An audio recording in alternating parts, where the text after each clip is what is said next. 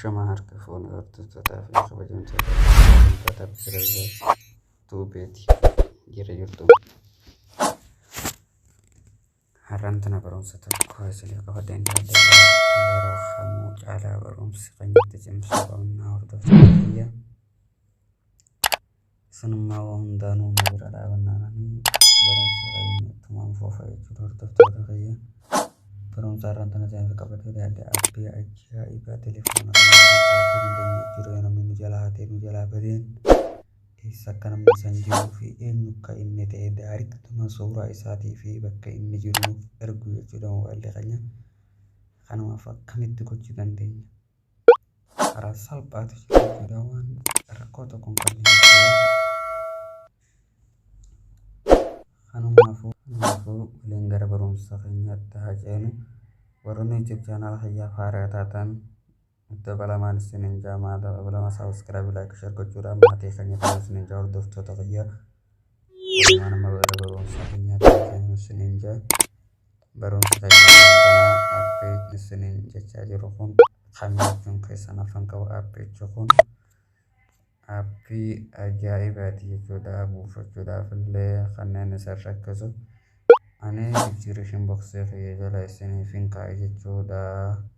YouTube kiyya viidiyoo ammoo isiniif dalagaa jiru kana jala gubbaa irratti eega cuqaastanii seentan booda poostaa eega gadi wantan isiniif baasu jechuudha. YouTube channel kiyya kanneen na hordofaa jirtan rakkoo hin qabu gaa'ee warreen immoo haaraa yommuu erga akkanatti YouTube channel kiyya jala seentanii ifama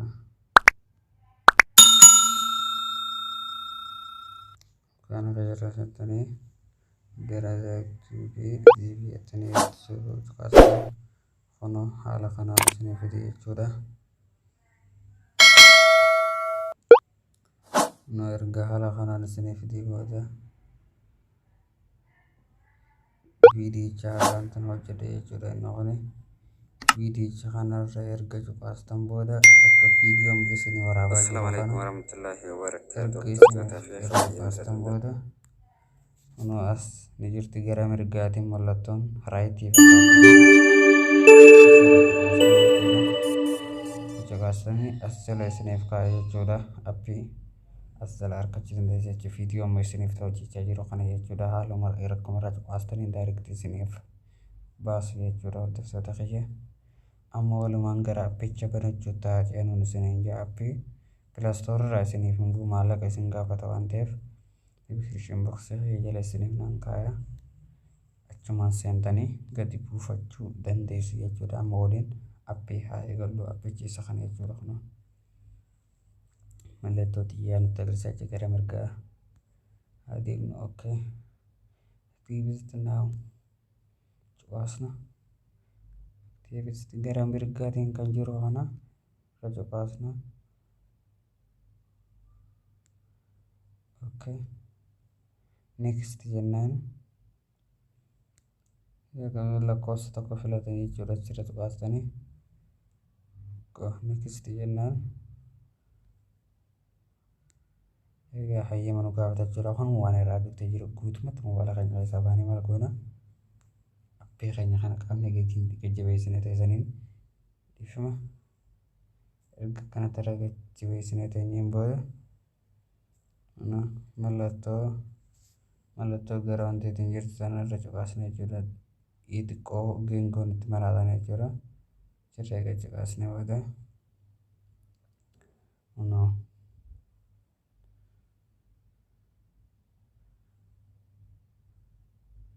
karmeessi on hanjuu kun nuuf argama jechuudha. Kan gubbaarra jiru kana kan itti aanu kanarra cuqaasne jechuudha. Karmeessi on irra cuqaasna. Kuna location nuuf fide jechuudha. On akka goonu nu gaafate jechuudha.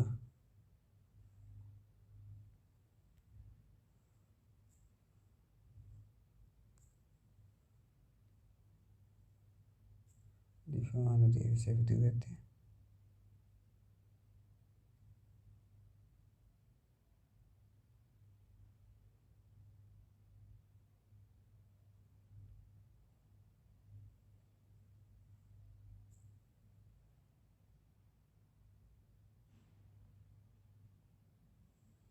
kanatti location alla warra kaawwanna jechuudha.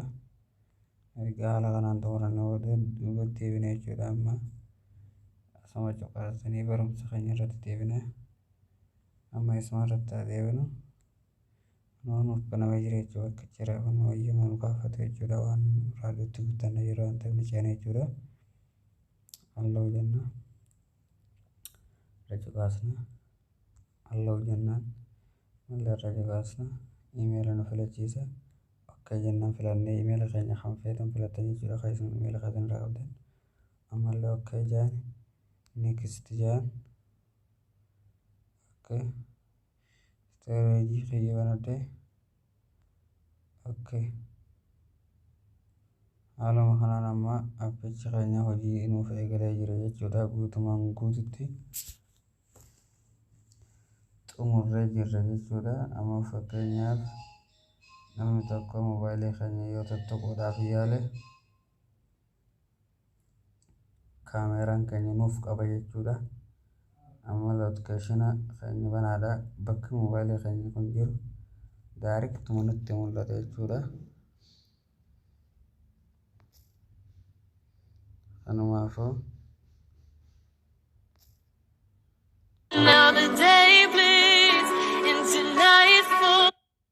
ammaan suuricha kiyya kan iimeela kiyya naaf ergee jiru waliin haa ilaallu.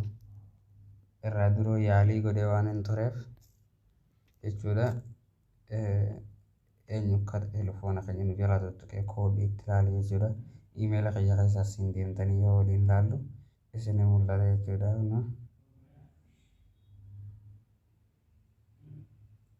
Kana ilaalaa jechuudha. Bakkicha an ta'aa jiruu fi eessa akka an ta'aa jiru hundaa'u naaf kaa'ee mul'isaa jira jechuudha. Kunooti bakki nan jiradhu Soomaaliyaa waan ta'eef waa hundaa'u bakka eessa akka an taa'ee fayyadamaa jiru sa'aatii kam akkaan telefoona kana tuttuqaa jiru waa hedduu armarratti isiniif baasa jechuudha. Gaazin lokeeshinaa yoo hordofuu feete waa hundaanuu security mataa isaa kan ibsite jechuudha. Abbiin kun amma yoo asirra cuqaasne nama kana eessa akka inni jiru garuu kunoo ani bakki nan jiradhu daariktuma isin fide jechuudha. Telefoona fayyara fakkeenya godhee isiniif kan kaa'ute eessa akkaan ani taa'aa jiru nooti xiyyichi daariktumaan isinitti agarsiisaa jira jechuudha. Mallattoo diimtuu kun hoteela Garaan Haati keessa jechuudha. Bakki nan jiradhu kunoo Garaan Haati hotel jechuudha.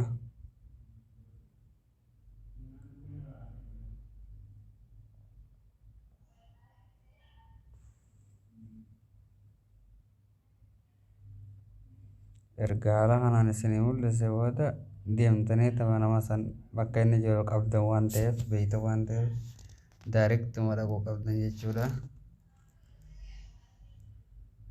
Kunaan bakki amma isinitti agarsiisaa jiru kun bakka hoteelaan ani keessa hojjedhu jechuudha. Jiraachaa jiru jechuudha.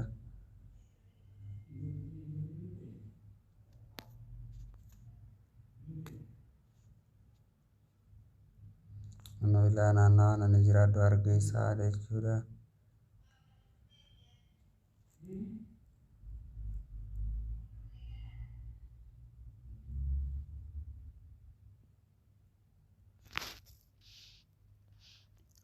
Soomaaliyaa keessa kan argeessaa jiraadhu isinitti mul'isaa waa hundaa'uun asiin argeessaadha jechuudha. Magaalichi kun kan isiniif mul'isaa jiru jechuudha. Erga haala kanaan isinii baase booda ani fakkeenyaaf daariktuma isinitti argisiisu bakka waan an keessa jiraadhu sana jechuudha. Kunooti amma bakkichi immoo inni xiyyaa isiniif irra kaa'aa jiru hoteelaan an keessa jiraadhu daariktii isaati jechuudha. Kunuun faaqa jechuudha.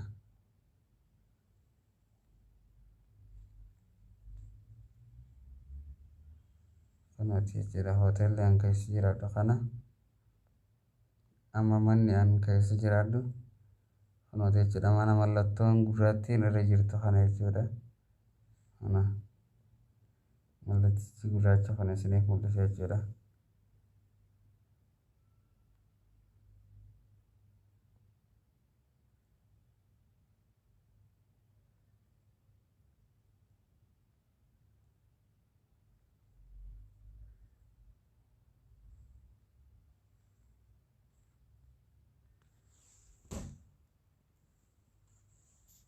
akkanatti erga isin irra dhaqabatu yoo inni sochoose telefoona inni socho'aa jiru notifiikeeshinii isarra deemaa jirra waan ta'eef akkuma amma argaa jirtan yoo inni sochii godhu manni amma wanti gurraachi irra jiru kun mallattoon gurraattiin irra jiru kun manaan keessa jiru jechuudha. Kun haaluma amma argaa jirtaniin amma daariitti mana saniiti jechuudha kan isinitti mul'isaa jiru. Kanuma hordoftota fayyaa telefoona keessan kan isin jalaa bade haala ammaa ani isinitti argisiisa kanaan argachuu dandeessan jechuudha. Kanumaafuu barumsa irraan tanaan isiniif qabadda dhiyaadhe isa kana fakkaata. Aga barumsa biraatti walitti deebinutti nagaatti nuuf tura.